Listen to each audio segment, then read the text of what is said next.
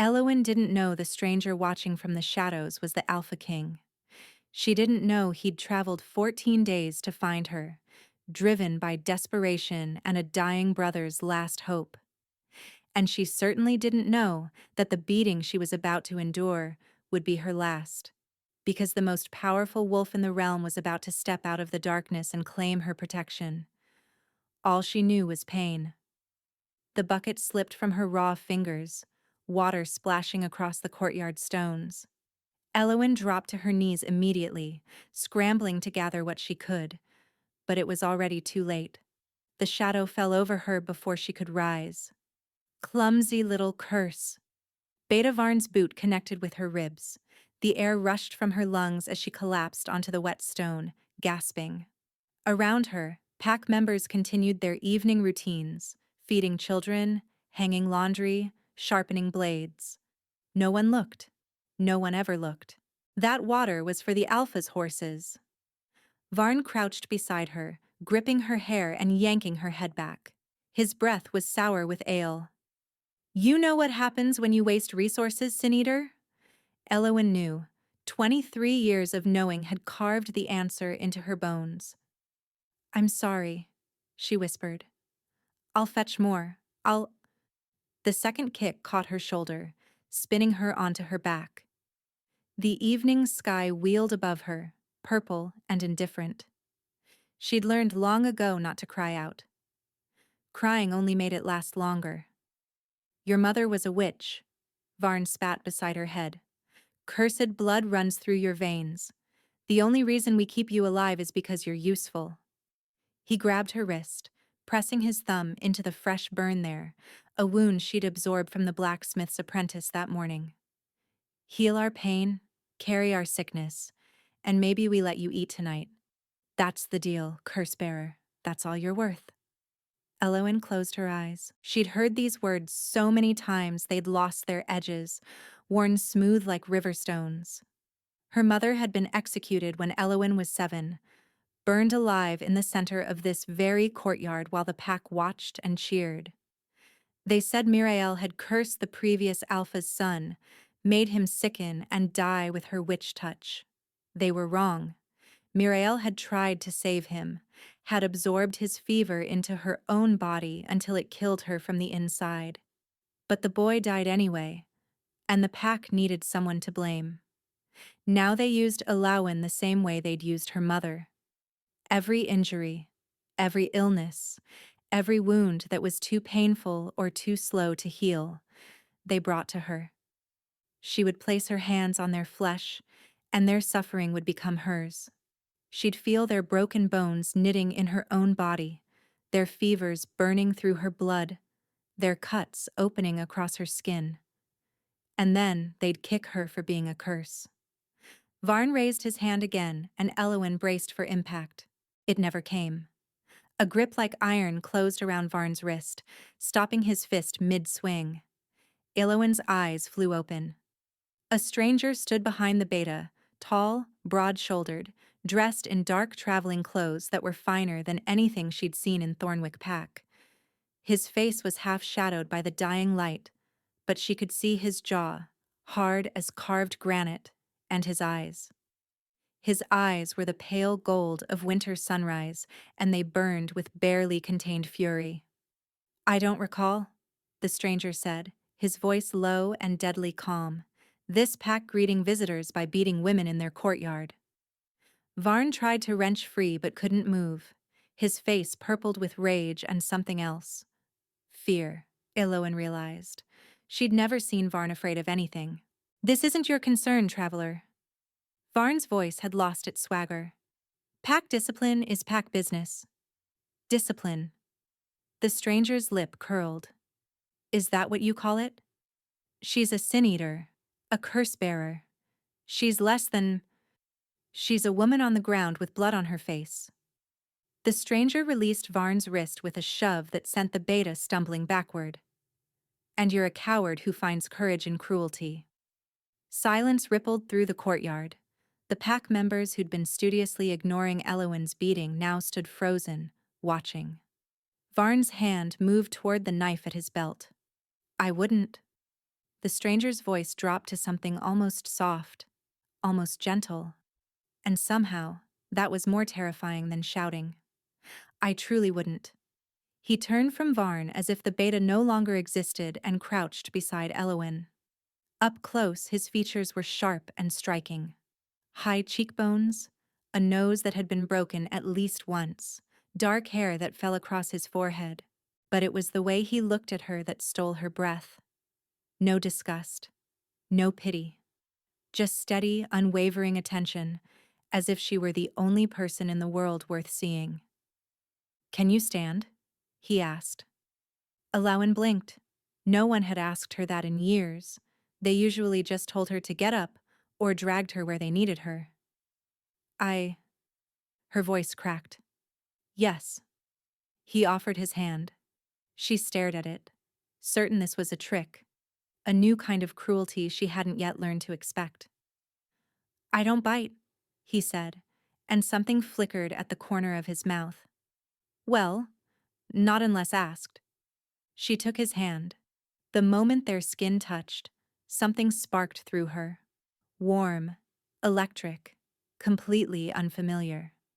Her gift usually only showed her pain. But this felt like the opposite, like sunlight after endless winter.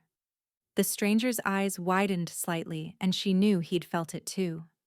Before either could speak, a voice cut across the courtyard like a blade. "Who the hell are you?" Alpha Draven emerged from the Great Hall, flanked by his personal guard. His gray eyes swept from Elowin to the stranger to Varn's humiliated scowl, calculating, assessing. The stranger straightened to his full height, keeping Elowin slightly behind him, protecting her. When had anyone ever protected her? "I'm the man who's about to make you a very generous offer," the stranger said, "or a very dangerous enemy." He smiled, and it didn't reach those winter gold eyes. "Your choice, Alpha Draven." Alpha Draven led them to his study, a cramped room that smelled of stale smoke and old leather. Elowin stood near the door, uncertain why she'd been included. The stranger had simply looked at her when Draven tried to dismiss her, and that single look had been enough to make the Alpha reconsider. "Sit," Draven said, gesturing to a chair. "I'll stand." The stranger's tone left no room for argument. "And so will she." Draven's eyes flicked to Elowin with visible irritation. "The Sin Eater is pack property. Whatever business you have, she's not property." Each word landed like a hammer strike. "She's a person with a gift. One your pack has exploited and brutalized for years, apparently." "You don't understand our ways, traveler." "I understand cruelty perfectly well." The stranger moved to the window, his profile sharp against the last light of dusk. "I also understand desperation, which is why I'm here." Draven leaned back, some of his tension easing into calculation. "You want something." "I want her." Elowin's heart stopped. "The Sin Eater!" Draven laughed. "You came all this way for our little curse? She's useful, I'll grant you, but hardly worth—" "I know what she is." The stranger turned, and his gaze found Elowin's across the room. "I know what her mother was too. Muriel wasn't a curse. She was a mercy bearer, one of the rarest gifts in the old bloodlines. Healers who take suffering into themselves so others don't have to carry it." Elowin couldn't breathe. Her mother's name in a stranger's mouth, spoken with respect instead of hatred. "Her daughter has the same gift," the stranger continued. "Stronger, maybe, after years of being forced to use it. And I have someone who needs that mercy more than you need a scapegoat to kick." "Who?" Draven's greed was barely concealed. If this stranger wanted Elowin badly enough to travel here, perhaps she was worth more than the pack realized. The stranger was silent for a long moment. When he spoke again, his voice had lost its edge, worn down to something raw. "My brother. He was wounded 3 months ago, a blade cursed with shadow poison. It's killing him slowly. Every healer in my territory has tried. Every herb, every remedy, every magic we possess.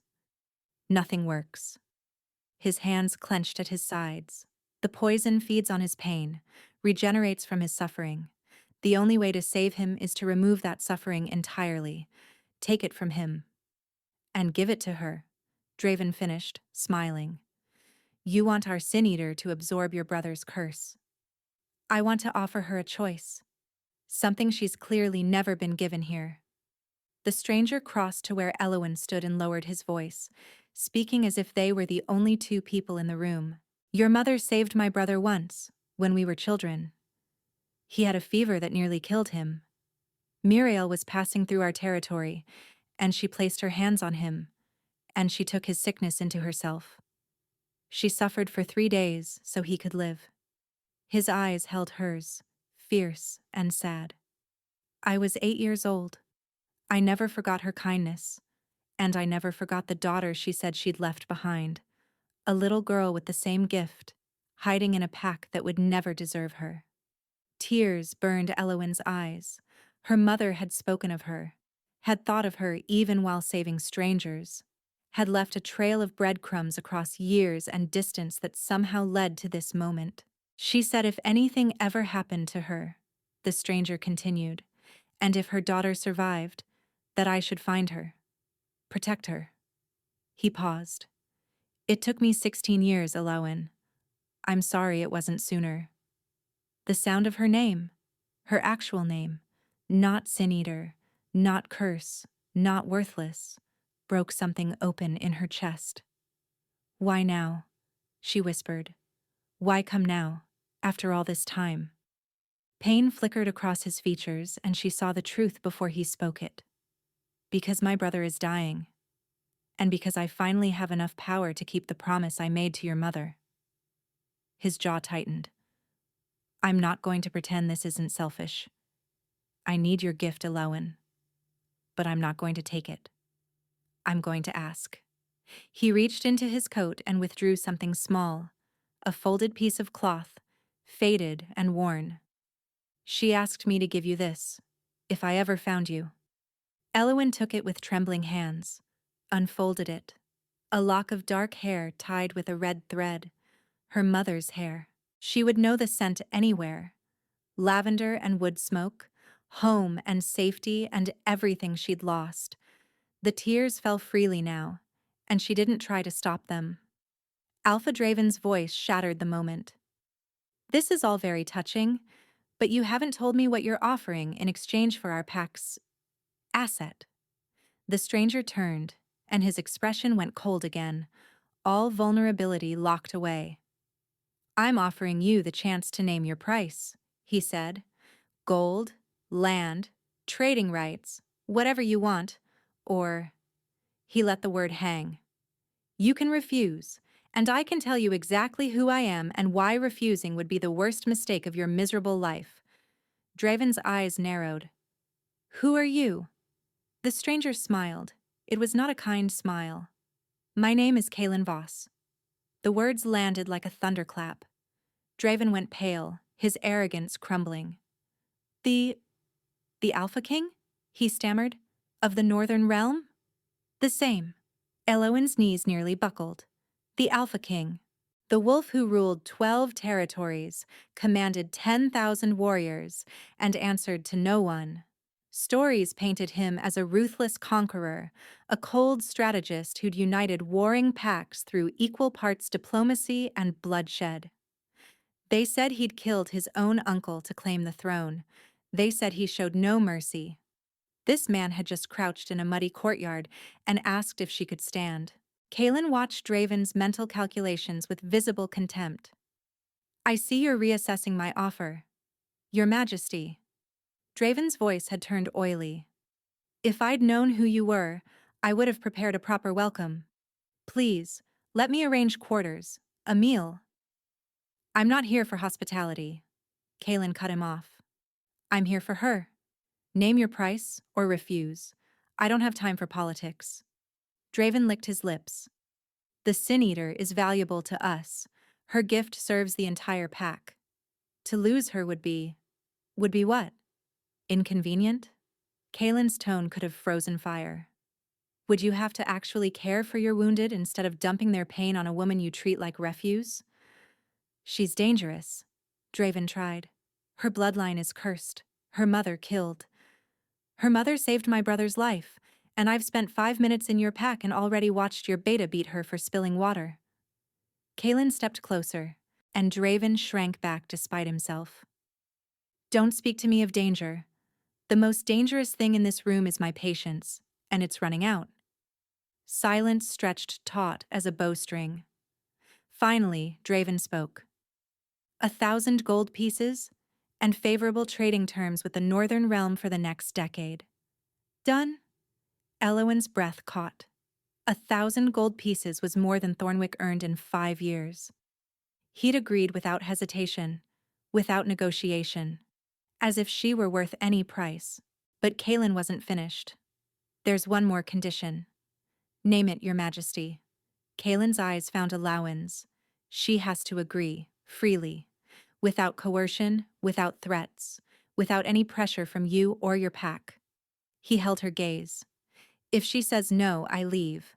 The deal is void. No gold, no trade, no consequences to her. I'll find another way. Draven sputtered. But those are my terms. Kaelin didn't look away from Elowen. I won't take her against her will. I won't be another person who uses her without her consent. She chooses, or there's no deal. Something cracked in Elowen's chest. Her whole life, she'd been told what to do. Hold this injury. Carry this pain. Be grateful we let you live. No one had ever asked what she wanted. No one had ever given her a choice. Until now. What happens if I come with you? Her voice was steadier than she expected. You try to heal my brother. If you can't, I'll still pay your pack. And you'll be free to go wherever you want, with gold enough to start over anywhere in the realm. Kaelin paused. If you can save him, I'll owe you a debt beyond measure, and I pay my debts. How long would I be gone? However long it takes. Weeks, maybe? A month. I won't rush you or push you beyond what you can bear. Elowen thought about Thornwick, the courtyard where her mother burned, Varn's boots against her ribs, the endless cycle of pain that wasn't hers, carried in a body that was never allowed to heal. Then she thought about her mother's hair, warm against her palm, the lock she still clutched like a lifeline. Her mother had helped strangers, had suffered for people who could never repay her, had left behind a legacy of mercy in a world that showed her none. Maybe it was time for Elowen to do the same, but on her own terms. I have conditions too, she said. Kaelin's eyebrows rose, but he nodded. Name them. I want your word that I can leave whenever I choose, that I'm a guest, not a prisoner. You have it. I want no one to touch me without permission. No one uses my gift without my consent. Not your healers, not your court, not even you. Something warm kindled in those winter gold eyes. Agreed. And I want... Her voice faltered. This last one felt too big, too greedy. But she forced herself to continue. I want to know if I'm worth more than my gift, if I'm just useful to you, or if I'm... something else. Kaelin was quiet for a long moment. When he spoke, his voice was rough. You're already something else, Elowen. You just don't know it yet.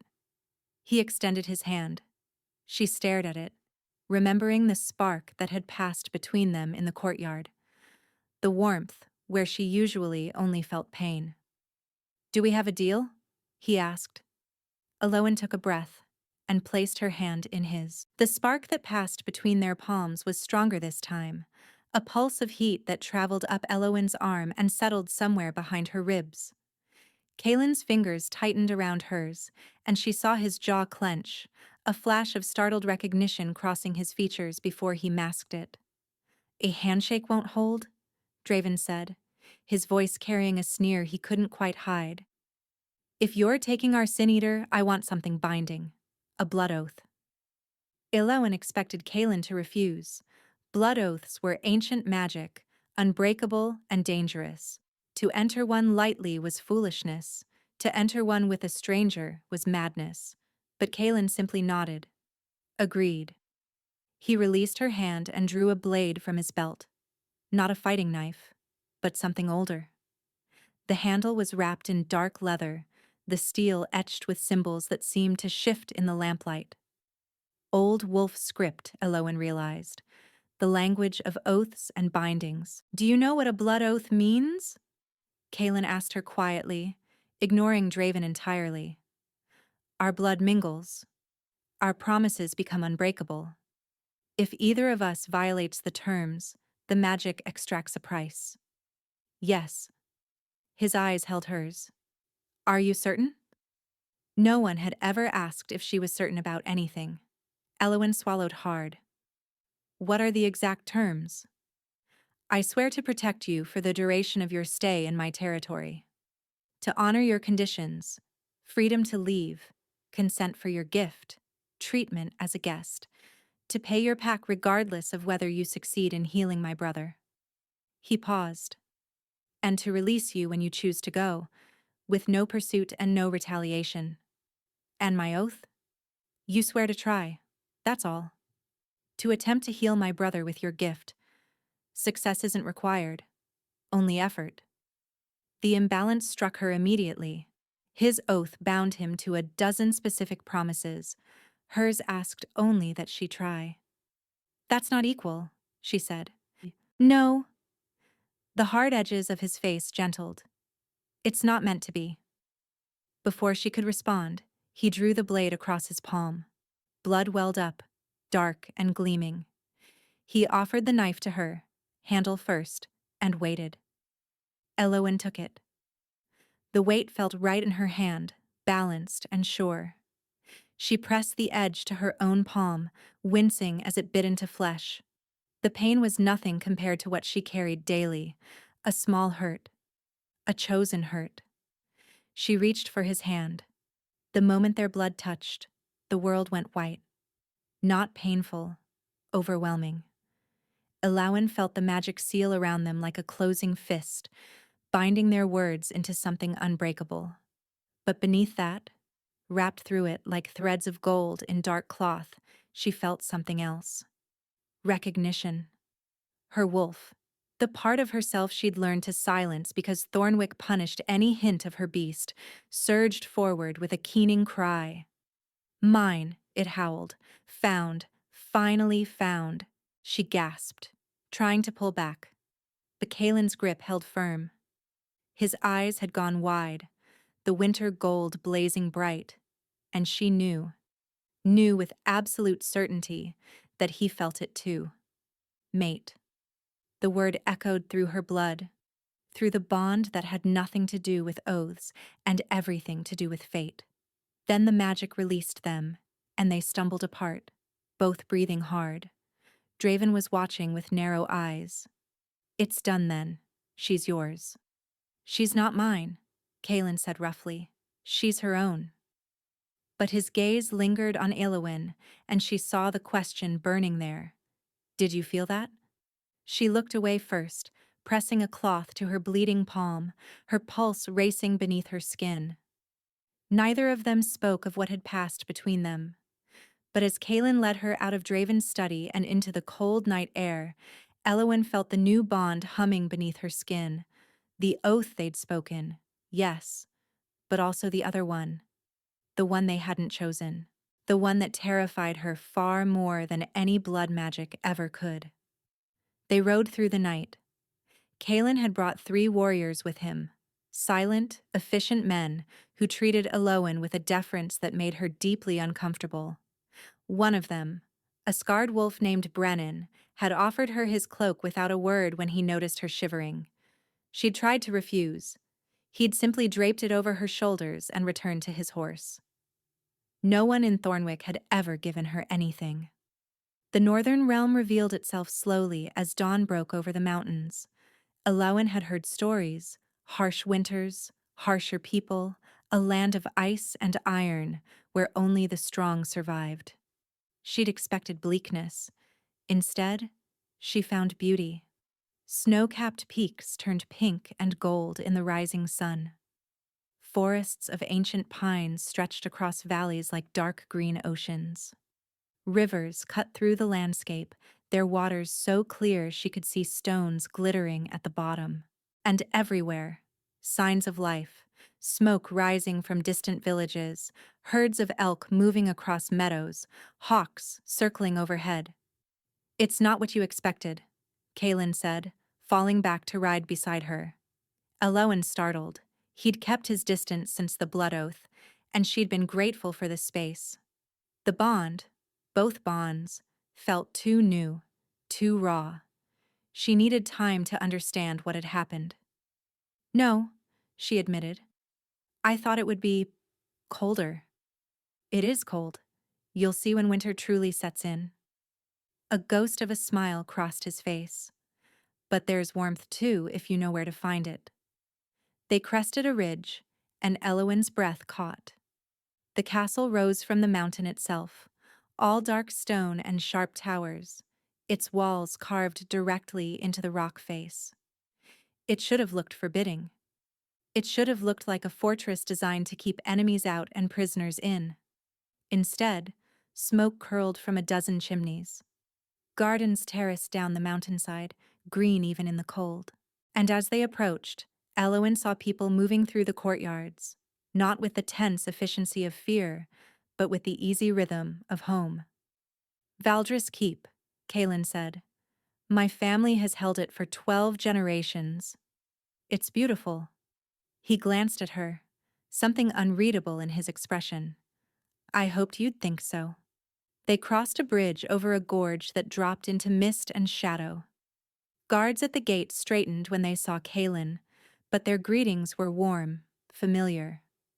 One of them, a young woman with braided red hair, actually grinned. "You found her then?" "I found her." Kaelin swung down from his horse and moved to help Elowen dismount. His hands were careful at her waist, lingering only a moment before releasing her. "Mira, this is Elowen. She's our guest. See that everyone knows she's to be treated with the same respect they'd show me." Mira's eyebrows rose, but she nodded without question. "Yes, Your Majesty." Inside the keep, the contradictions multiplied. The corridors were lined with tapestries depicting hunts and battles, but also gardens and celebrations. Fireplaces blazed in every room, filling the air with warmth and the scent of cedar. Servants nodded respectfully as they passed, and none of them flinched or averted their eyes from Elowen. She wasn't sure what to do with that. In Thornwick, people looked through her like she was made of glass. Here, they looked at her like she was real. A woman met them at the top of a winding staircase. Older, with silver streaks in her dark hair and kind eyes set in a weathered face. "You must be exhausted," she said to Elowen, her voice warm. "I'm Sorsha, head of household. Your rooms are prepared, and there's hot water waiting. You'll want to rest before—" She trailed off, glancing at Kaelin. "Before you meet my brother," he finished quietly. "Yes. Take whatever time you need, Elowen. There's no rush." But there was. She could see it in the shadows under his eyes, the tension in his shoulders. His brother was dying. Every hour mattered. "I'd like to see him," she said. "Now, if possible." Kaelin studied her for a long moment. "You're certain? You've been traveling all night. You should eat. Sleep. I've worked through worse." The words came out sharper than she intended, edged with years of never being allowed to rest. She softened her tone. "Please, let me try." He nodded slowly. "This way." They climbed another staircase, narrower and older than the rest, until they reached a heavy oak door guarded by 2 warriors. Both looked exhausted, grief etched into their faces. Kaelin pushed open the door. The room beyond was warm and dim, curtains drawn against the daylight. A fire crackled in the hearth, and in the center of a massive bed, barely visible beneath layers of furs, lay a young man. He looked like Kaelin, the same sharp features, The same dark hair. But where Kaelin was all controlled power, this man was fading. His skin was gray, his cheeks hollow, and his breathing shallow and labored. Dark veins crawled up his neck like poison beneath the skin. Even unconscious, his hands twitched occasionally, a warrior's instincts refusing to fully surrender, even to poison. "Elowyn," Kaelin said softly, "this is my brother, Theron." She approached the bed slowly, her gift already reaching out, sensing. The shadow poison hit her like a wave of ice. Wrong, corrupted, hungry. It fed on pain, Kaelin had said. She understood now. It wasn't just killing Theron, it was devouring him. "Can you help him?" Kaelin's voice was rough with hope he was trying not to show. Elowyn placed her hand on Theron's forehead, and the world shattered. Pain exploded through Elowyn's body. Not the dull ache of absorbed injuries she was used to, but something alive. Something that clawed at her from the inside, screaming with a voice that wasn't human. She saw flashes, images burning through her mind faster than she could process, a blade glinting in torchlight. Theron fighting, outnumbered. A figure in a dark cloak driving the cursed sword into his side. And a voice, familiar somehow, dripping with satisfaction, saying, "The king's beloved brother, this will break him." Elowyn wrenched her hand back with a gasp, stumbling away from the bed. Kaelin caught her before she fell, his arms strong and steady around her. "Elowyn, Elowyn, look at me." She forced her eyes to focus. His face swam into view, tight with concern. "What happened? What did you see?" "I..." She struggled to find words. Her gift had never done that before. Shown her memories, visions of the past. She absorbed pain, not images. But the shadow poison was different. It carried something else inside it. Intent. "The poison," she managed. "It's not just killing him, it's been crafted, designed. Someone made it specifically for him." Kaelin's expression hardened. "We suspected as much. The blade that wounded him was no ordinary weapon." "No, you don't understand." Elowyn gripped his arms, steadying herself. "The visions showed me the attack. I saw it through Theron's eyes. I saw the person who stabbed him. They knew who Theron was. They wanted this. Wanted to hurt you through him. Did you see their face?" She closed her eyes, trying to recall the fractured images. The cloaked figure had been careful, face hidden in shadow. But there had been something. A sigil on the cloak's clasp, glimpsed for just a moment. "A serpent," she said slowly, "coiled around a dagger, silver on black." Kaelin went very still. "You recognize it," Elowyn said. It wasn't a question. "Yes." His voice was carefully controlled, but she felt the tension radiating from him. "It's the crest of House Valus, one of the oldest families in the Northern Realm." He released her gently, stepping back to pace toward the window. "Lord Soren Valus sits on my council. He was my father's closest friend. He held me at my naming ceremony." The parallel to her own mother struck Elowyn like a physical blow. Another trusted figure. Another betrayal hiding in plain sight. "Could you be wrong?" she asked quietly.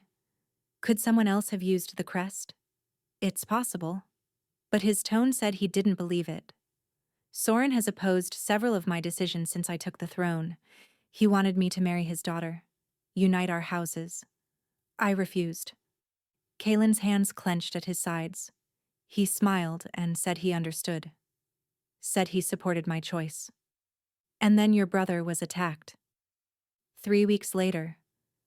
Elowyn looked back at Theron, still and gray against the pillows. The shadow poison pulsed beneath his skin like a living thing, feeding on his suffering, growing stronger with each passing hour. "I can help him," she said, "but it won't be quick. The poison it's not just physical. It's tied to whoever created it. To their hatred." She met Kaelin's eyes. If I absorb it, I'll feel everything. Every bit of malice they poured into that blade. No. The word was immediate, fierce. I won't ask you to suffer that. You're not asking. I'm offering. Elowen straightened, drawing on reserves she didn't know she had. But I need to do it in stages, a little at a time. If I try to take it all at once, it might kill me. Then we do it your way. Whatever you need. Rest, food, anything. You'll have it. She nodded, then hesitated. There's something else. When I touched him, I didn't just feel the poison. I felt fragments, memories. Not just from the attack, but from other moments too. Happy ones, sad ones. She struggled to explain. My gift has never worked that way before. I only absorb pain. But with him, with that poison, it's like I'm seeing pieces of his life. And beneath the pulling, she felt something else, a pressure building in her palms, as if the pain wanted to flow back the way it came. She pushed the sensation aside. She didn't know what it meant. Not yet. Kaelin was quiet for a moment. The shadow poison feeds on suffering. Perhaps your gift is doing the opposite, drawing out what isn't suffering, giving him relief by taking the memories that hurt. It made a strange kind of sense. Elowen had always been a vessel for others' pain. Maybe now she was becoming something more. I'll need to touch him again, she said. Regularly. Each session will weaken the poison a little more. But Kaelin, she bit her lip. If Lord Valus is truly behind this, he'll know. He'll realize what I'm doing. That I'm a threat to whatever plan he has. Let him. Kaelin's voice dropped to something dangerous. If Soren Valus wants to harm you, he'll have to go through me. Through my entire guard. Through everyone in this keep who's already heard what you're willing to do for Theron. You can't watch me every moment. No. He moved closer, and the air between them seemed to thicken. But I can make sure you're never alone. Never vulnerable. Never within reach of anyone who might wish you harm. Elowen should have argued. Should have insisted she could take care of herself. She'd been doing it for 23 years after all. But the exhaustion was hitting her now. The vision's aftermath leaving her hollowed out and shaking.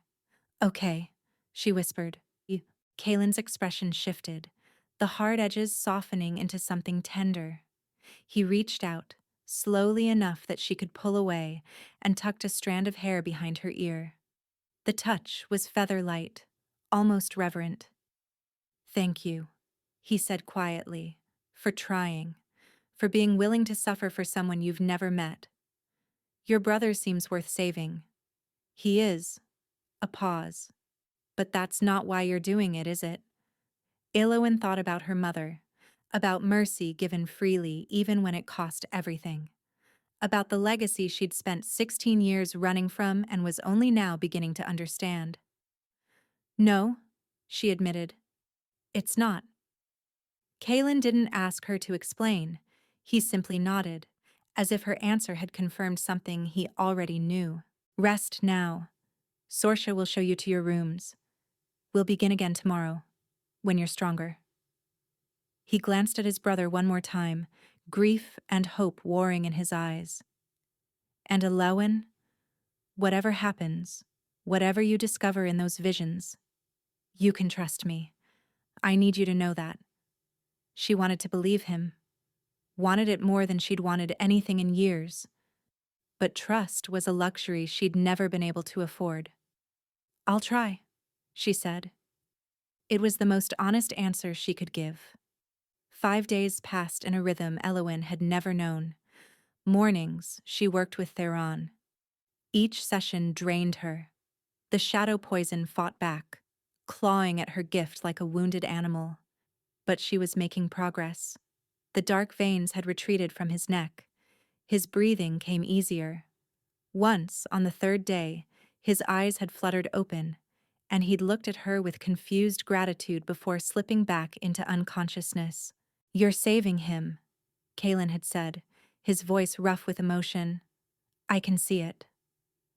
Afternoon, she explored Valdres Keep, the library with its towering shelves and dusty tomes, the kitchens where the cook pressed warm bread into her hands and refused to let her leave without eating, the training yards, where warriors sparred with brutal efficiency but always nodded respectfully when she passed, and always, always, she felt Kaylin's presence, not hovering, not suffocating, just there. A steady warmth at the edge of her awareness, the mate bond humming between them like a plucked string. They hadn't spoken of it. The blood oath, yes. Theron's progress, constantly. But the other bond, the one that made her skin prickle whenever he entered a room, that sent sparks through her blood when their hands accidentally brushed, that remained unaddressed. Until the fifth night. Eowyn couldn't sleep. The latest vision had been worse than the others. Not just Theron's memories, but glimpses of Lord Valus himself. His cold smile, his calculating eyes, the satisfaction in his voice as he'd watched the poisoned blade sink home. She found herself on the battlements without quite meaning to go there, wrapped in a borrowed cloak, staring out at the moonlit mountains. You should be resting. She didn't turn at Kaylin's voice. She'd felt him approaching, the bond alerting her to his presence like a second heartbeat. Couldn't sleep, she said. The visions stay with me sometimes. He moved to stand beside her, close enough that she could feel his warmth through the cold air. What did you see tonight? Valus. His face when he ordered the attack. She shivered. He hates you. Not just politically, personally. It's like a poison of its own, eating at him. We were friends once, or I thought we were. Kaylin's voice was heavy. When I was young, he taught me to ride, to hunt. My father trusted him completely. A pause. I think that's what made the betrayal possible. We never saw him as a threat because we loved him. Love makes us blind. Yes. He turned to look at her, and the moonlight caught his features, softening the sharp edges. It also makes us brave. Eowyn's heart stuttered. Kaylin. I know we agreed not to discuss it. His voice dropped low. The bond. What happened during the oath? I've been trying to respect your space, give you time to adjust to everything. But Eowyn? He exhaled slowly. I feel you. All the time. When you're tired, when you're scared, when you're in pain from absorbing my brother's suffering. It's like you're under my skin, and I don't want to, get you out. She should step back, should remind him of her conditions, her freedom, the fact that she'd be leaving when this was over. Instead, she said, I feel you too. His breath caught. You do? When you're worried about Theron, when you're angry about Valus, when you're... She stopped, heat rising to her cheeks. When I'm what? When you're watching me, she whispered, and trying not to. Kaylin made a sound low in his throat, not quite a laugh, not quite a groan. I'm doing a terrible job of it, apparently. Terrible, she agreed, but she was smiling now, and so was he. He reached for her slowly, giving her time to retreat. His fingers brushed her jaw, tilted her face up toward his. I'm not going to kiss you, he said roughly, unless you want me to. Unless you're certain. Because once I start, Eowyn, I don't think I'll be able to stop wanting you. Her whole life, she'd been told what she was worth. Cursed. Useful. Expendable. No one had ever looked at her like Kaylin was looking at her now, like she was precious and powerful and worth waiting for. I'm certain, she breathed. He kissed her. It wasn't gentle. It was desperate. Hungry. Years of loneliness pouring out of both of them at once. His hand slid into her hair, angling her head back as he deepened the kiss. She grabbed fistfuls of his shirt, pulling him closer, closer until there was no space between them at all. The mate bond sang, When they finally broke apart, both gasping, Kalen pressed his forehead to hers. "I'm falling for you," he said quietly. "I know it's too fast. I know you might leave when Theron is healed, but I need you to know, this isn't just the bond, this is me, choosing you." Tears burned her eyes. "I don't know if I can be what you need. A queen, a mate, someone who belongs in this world. You already belong." His thumb traced her cheekbone. "You just don't believe it yet."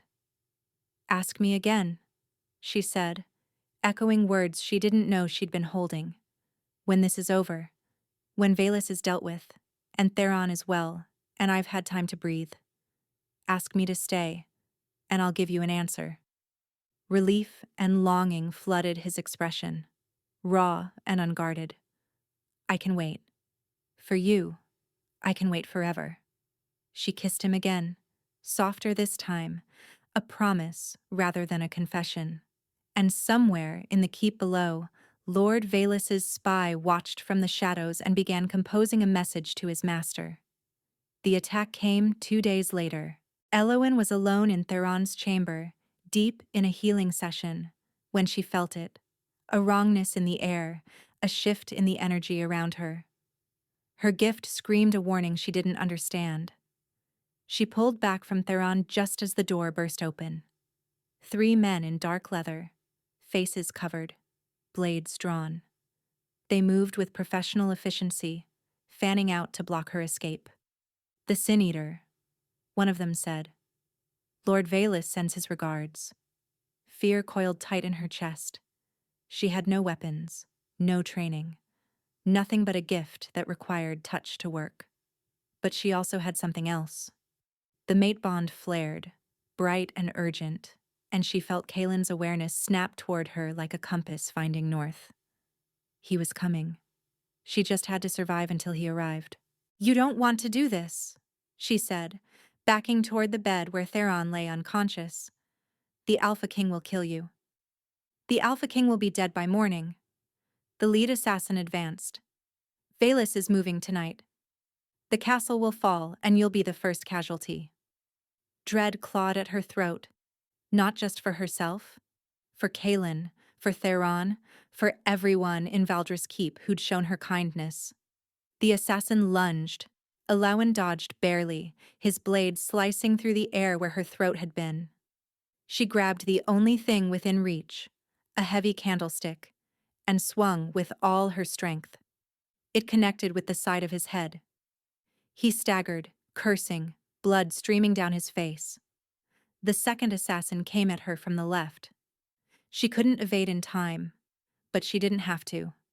A hand shot out from the bed, grabbing the assassin's wrist and twisting sharply. Bones cracked. The man screamed. Theron. His eyes were open, blazing with fever-bright fury, his body moving on pure instinct even as the shadow poison still pulsed through his veins. "Get away," he rasped, "from my brother's mate." The third assassin hesitated, a fatal mistake. The door exploded inward, and Kalen was there, sword already swinging, his face a mask of lethal rage. The fight was over in seconds.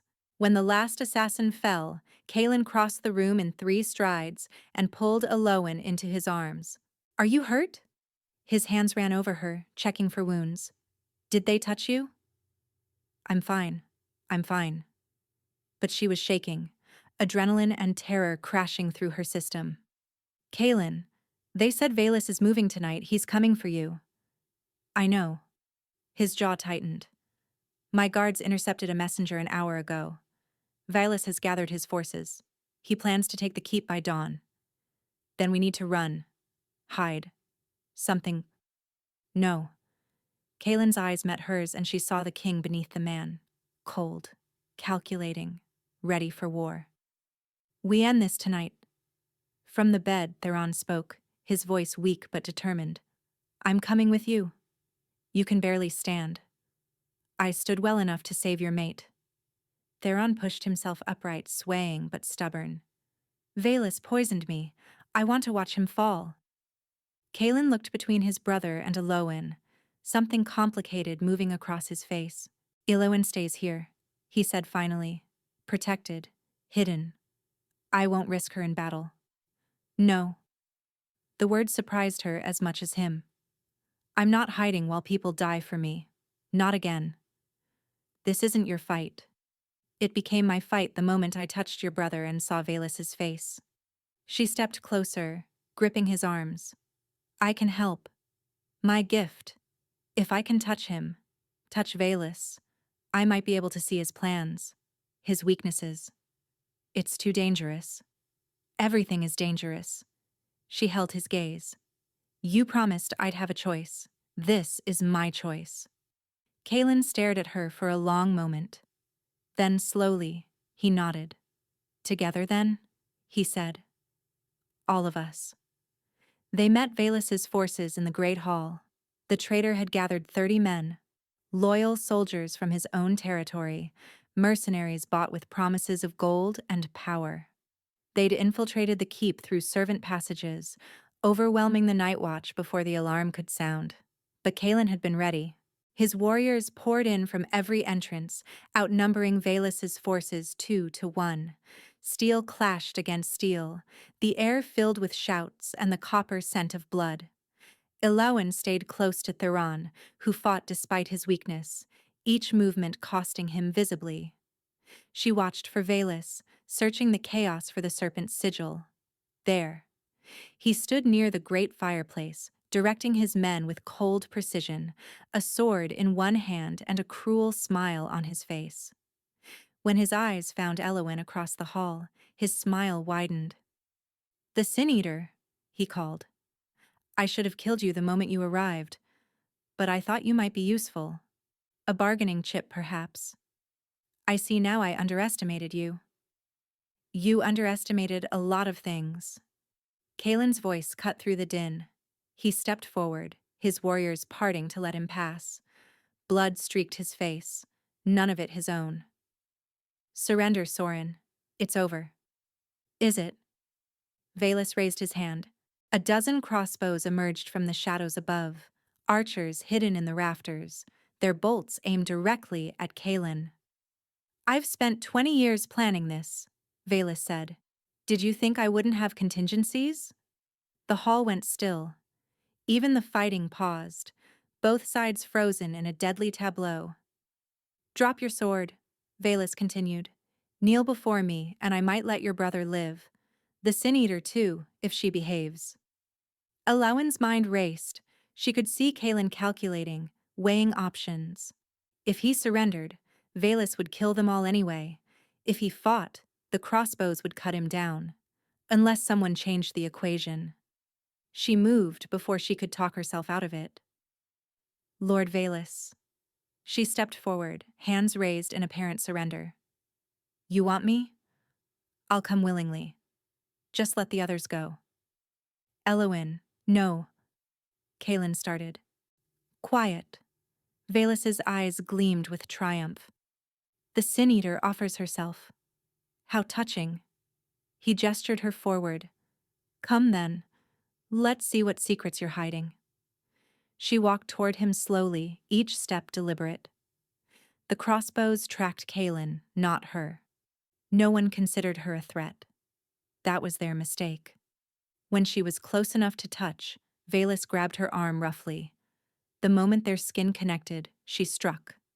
Not with fists, with her gift. She'd never tried to push before, only pull.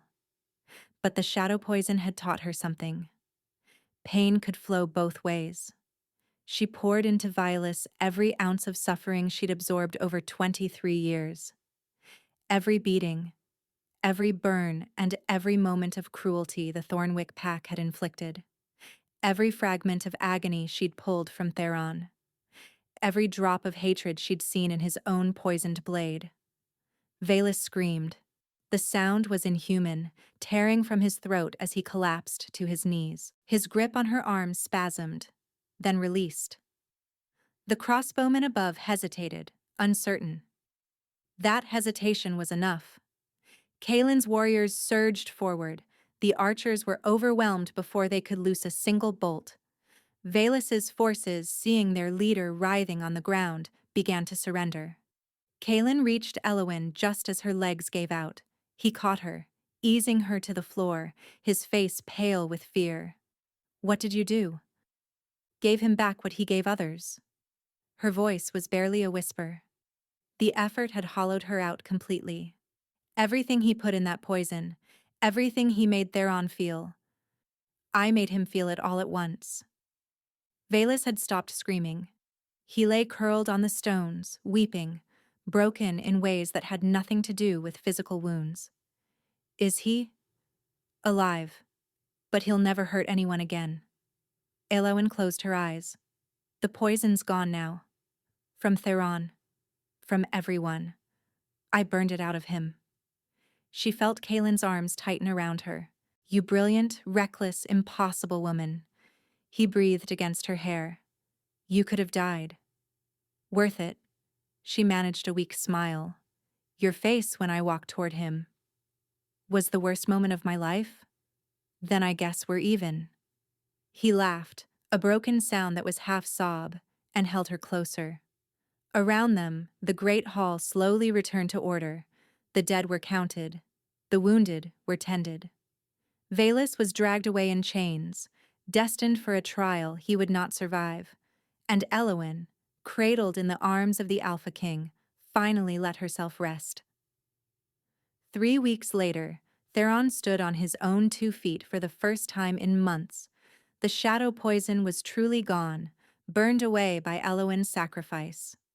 Color had returned to his cheeks. Strength had returned to his limbs. He'd taken to following Elowin around the keep, calling her "little sister" in a way that made her blush, and Kaelin roll his eyes. "He's insufferable when he's healthy," Kaelin complained one evening, but his smile betrayed him. He'd never looked happier. Velus's trial had been swift and decisive. The evidence was overwhelming.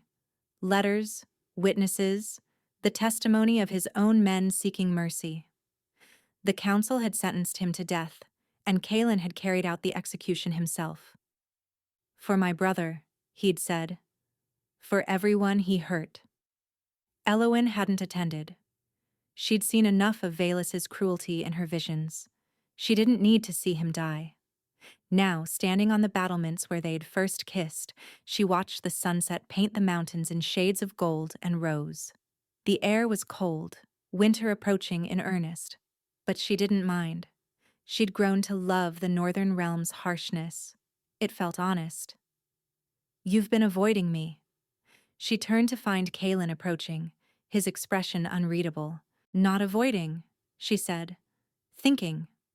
"About?" "The oath is fulfilled." She forced herself to meet his eyes. "Theron is healed. Velus is gone. By the terms of our agreement, I'm free to leave." Something flickered across his face. Pain, quickly controlled. "Yes, you are. You said you'd give me gold. Enough to start over anywhere." "I did." He moved closer, stopping just out of arm's reach. "Is that what you want? To start over somewhere else?" The question hung between them.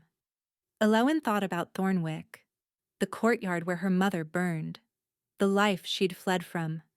She could never go back there. Wouldn't want to, even if she could. But she also thought about Valdris Keep, the library where she'd spent hours reading, the kitchens where the cook still pressed warm bread into her hands, the training yards where warriors nodded with respect. The chamber where she'd saved a dying man and discovered her gift was more than she'd ever known. And she thought about Kaelin, his patience, his fierce protectiveness, the way he looked at her like she was worth everything. "I had a life before I came here," she said slowly. "It wasn't much of a life, but it was mine. I knew my place in it. I knew what to expect. And now? Now I don't know anything." She took a breath. "Except that when I imagine leaving, when I imagine going somewhere you're not, it feels like cutting off a limb." His entire face transformed. Wonder, disbelief, and desperate hope breaking through his composure. "What are you saying, Elowin?" "I'm saying ask me." He closed the distance between them in one stride, his hands framing her face. "Stay," he said, his voice rough. "Not because of the bond, not because of duty or obligation or gratitude. Stay because I love you, because these past weeks have been the happiest of my life, because I want to wake up next to you every morning and argue with you every evening and grow old watching you read in my library." Tears streamed down her cheeks. "You love me?" Desperately, completely, in ways I didn't know I was capable of. "I'm a sin-eater from a pack that treated me like refuse. You're a healer who saved my brother, a warrior who defeated my enemy, a woman who makes me want to be better than I am." He pressed his forehead to hers. "Say yes, Elowen. Please." She kissed him instead. It was answer enough. They held the ceremony under the full moon, 1 month later. Elowen wore deep green silk, the color of the northern pines she'd grown to love. Kalen wore formal black, his family's crest gleaming silver at his throat. Theron stood beside his brother, healthy and whole, grinning like he'd orchestrated the entire thing himself. "I basically did," he'd told Elowen that morning. "If I hadn't gotten stabbed, you two never would have met." That's a terrible way to take credit. "I'm an innovator." The vows were simple: partnership, choice, love freely given, never demanded. When Elowen spoke her promises, she felt the mate bond settle fully into place. Not a chain, but a bridge. A connection that left room for both of them to be whole. Kalen kissed her as the moon rose high, and the assembled wolves howled their approval. Later, much later, they lay tangled together in their chambers. Their chambers now, warm despite the winter wind outside. "Tell me something," Kalen murmured, tracing patterns on her shoulder. "Something I don't know." Elowen considered. "The night you found me, when you stepped out of the shadows and stopped Varn, I thought you were a hallucination, something my mind invented because I'd finally broken. And now I think maybe I was broken." She shifted to look at him. "But you didn't fix me. You just held the pieces until I could put them back together myself." His eyes softened. "You did the same for me. For Theron. For this entire kingdom. I guess we're even then. Not even close." He kissed her forehead. "I'll spend the rest of my life trying to balance the scales." "That sounds like a lot of effort." "You're worth it." He pulled her closer. "You'll always be worth it." Elowen closed her eyes, listening to his heartbeat, feeling the bond hum between them. She thought about the woman she'd been, beaten, broken, convinced she deserved nothing but pain. That woman wouldn't recognize her now, wouldn't believe this was possible. But it was. All of it. And for the first time in her 23 years, Elowen let herself believe she deserved to be happy. Where are you listening from? Drop a comment below. I love connecting with you. And if this story touched your heart, please subscribe. It's free, and it helps more people find these tales.